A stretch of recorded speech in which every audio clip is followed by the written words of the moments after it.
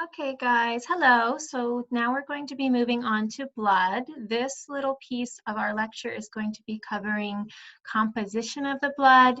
Then I'll talk about, in the next piece, I'll talk about different blood types and who can share with who and all of that.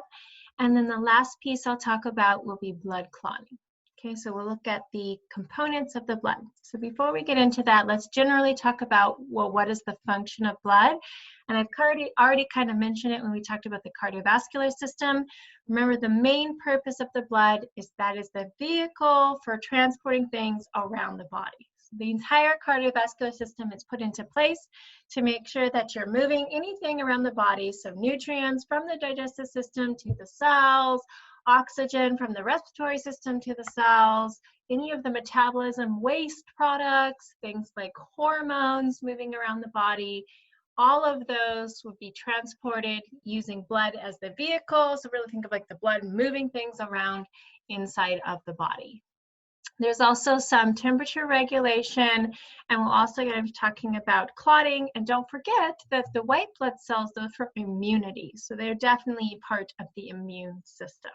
So please note that there's a lot of overlap between the cardiovascular system and all of the several other different body systems. A lot of integrations between body systems. Okay, major function, transportation, moving stuff around. Okay, so let's look at the composition of blood. What's in there? If you take a blood sample and you put it in a centrifuge, which is a little machine that can spin super, super, super fast, what that does is it separates things based on size and weight. And if you take blood, you're going to get two main components. You have the liquid part, which is the plasma, and then you have another clump, which we would generally refer to as formed elements. And in those formed elements, that's where you're going to get the cells. So those are the red blood cells and the white blood cells, so erythrocytes and leukocytes. And then you're also going to get some pieces of cells. So those would be called the platelets, also known as thrombocytes. Okay, so let's look at what all of those are, starting with the plasma. The plasma is mostly water. It's mostly water, but it does have a lot of dissolved solutes. Remember, the solutes are the things that are dissolved in the water, so that would make the water being the solvent. So there's things like the metabolites, you have hormones in there, antibodies are moving around. That's how you get carbon dioxide and carbon dioxide going through. One point that I wanted to talk about real quick is the plasma proteins. Now there's a collection of proteins that are just going to rotate and move around in the plasma. The most important of which is called albumin. Albumin, you may have heard this already. Albumin is a rather large protein. You also see it in things like egg whites. Egg whites are albumin. In our bodies, it's going to be produced by the liver, and what it does is it flows around in the plasma and has several functions, but the most important function of the albumin is to maintain osmotic balance. So if you think about those capillary beds, the walls of the capillaries are by design very leaky, so that you have a lot of exchange between the plasma and the interstitial fluid just sort of moving through and moving throughout. But if you think about the amount of force that the blood experiences as it travels through the beginning part of the capillary, that's going to be forcing liquid out to the tissues, and so you need some way to sort of reclaim that back in. And so because of those plasma proteins that are so big that they can't fit through the walls of the capillary, so they stay in the plasma, they're dissolved solutes, and so they're going to increase the concentration of the solutes in the plasma. And so what happens is they create osmotic pressure to help draw the liquid back into the blood vessels so that it can be continued on and redistributed throughout the body. And if you don't have those plasmas, so one of the things that can happen when you have not enough protein, so you don't make enough protein, usually by sort of dietary, malnutrition, or other things too, kidney problems, things like that. You can get edema because you're not reabsorbing the fluid back from the tissues back into the bloodstream so that they can be redistributed throughout the body. Okay, the albumin also helps, it also is part of those lipoproteins that we've already discussed in the digestive system lectures, where we create little vesicles where they have proteins and lipids sort of packaged together, and that helps make it easier for the lipids to travel throughout the body. Okay, so the most important thing that I want you to know for albumin, though, is that it helps maintain osmotic balance to help redistribute fluids. Okay, let's look at those formed elements. Again, we're looking at anything that's a cell or a piece of cell. We have erythrocytes, also known as red blood cells, and leukocytes, also known as white blood cells, and then platelets. Okay, so all of the blood cells, so all of these formed elements are going to be created through a process that's called hematopoiesis. Hemato refers to blood, and poiesis means to make. So hematopoiesis is just the process of making new blood cells. And those are going to be created from pluripotent stem cells, and they're going to be all done in one location. Do you remember where that is? That's going to be the bone marrow, specifically the red bone marrow. So if you look at the epiphysis, the ends of the long bones, in the spongy bone, you have your red bone marrow, and that's where you're going to have stem cells. And again, these are pluripotent because they can become multiple different types of cells. And so those same stem cells can be from the red blood cells, the various types of white blood cells, and the megakaryocytes, which will become the platelets as well. So the process of making new cells is hematopoiesis. What I want to talk about right now is how do you regulate the levels of red blood cells? And that's going to be regulated from a hormone that is produced from the kidneys. Okay, so normally we don't think of kidneys as really glands, but they actually do produce a hormone, and that hormone is called erythropoietin. So remember, poietin means to make, erythro as in erythrocytes, red blood cells. Okay, so what happens here is in those kidneys, we have chemoreceptors, meaning they respond to changes in chemicals. And so what they do is they monitor the amount of oxygen in the blood as it's being filtered through the nephrons of the kidneys.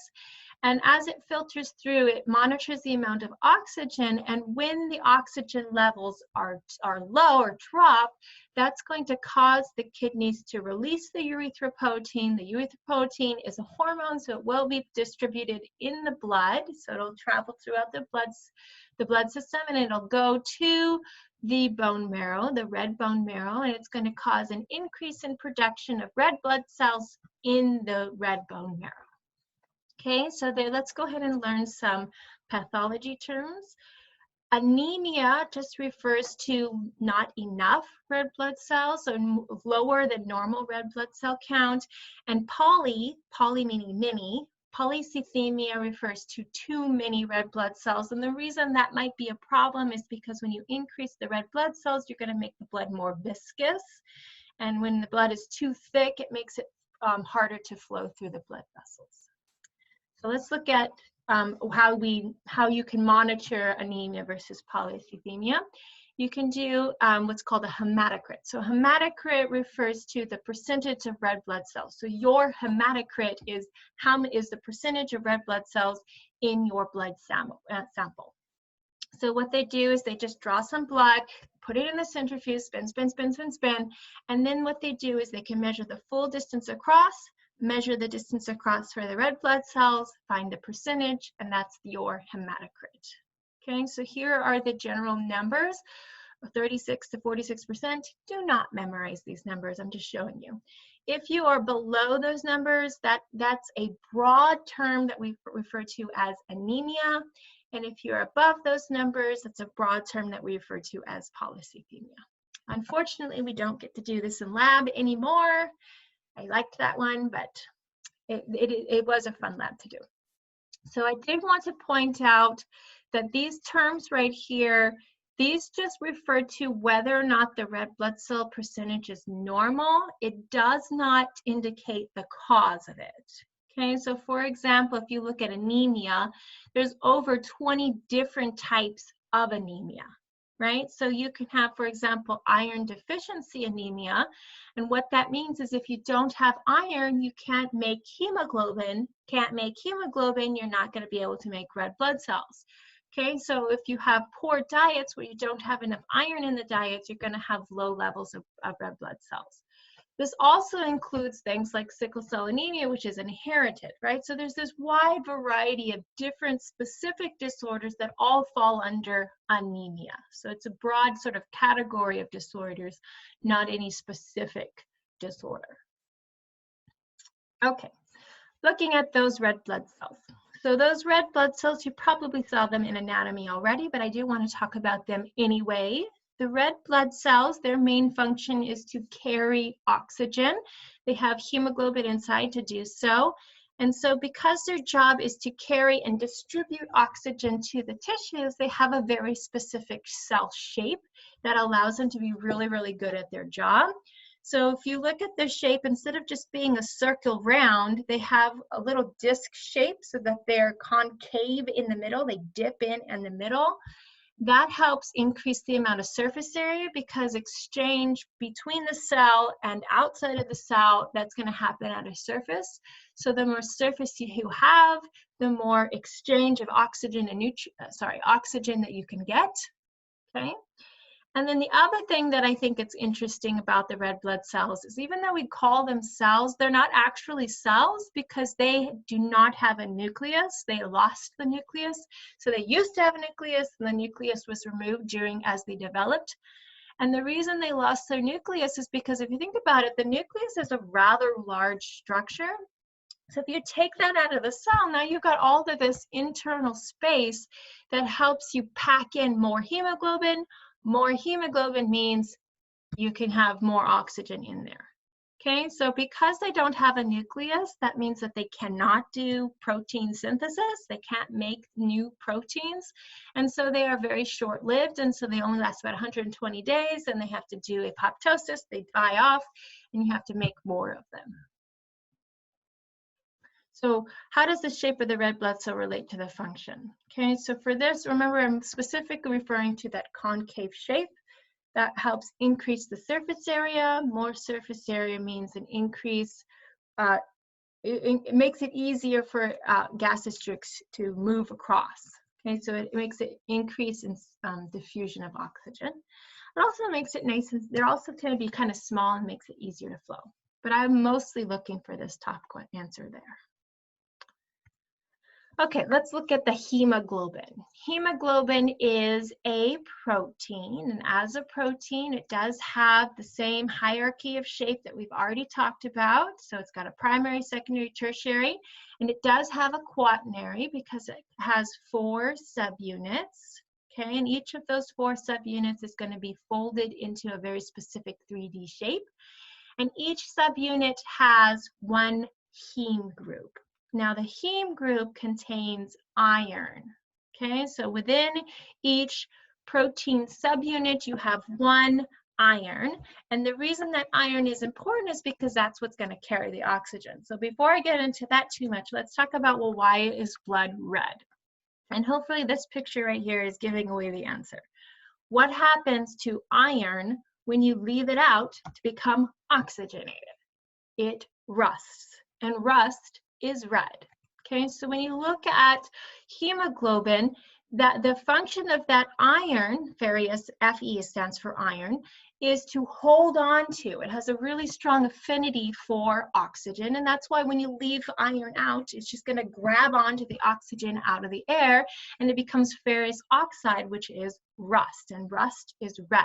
And so you can actually measure measure how saturated the hemoglobin is by looking at how red the blood looks. Okay, so you know how in anatomy you talk about veins, and they usually draw the veins blue and they usually draw the arteries red?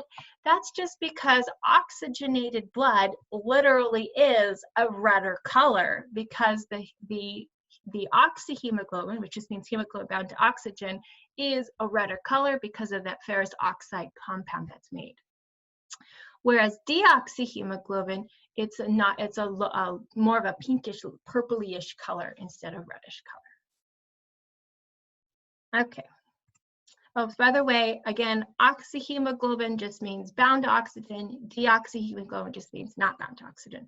We'll talk about that more when we talk about the respiratory system. Okay, that's enough for this piece. Go on to blood typing.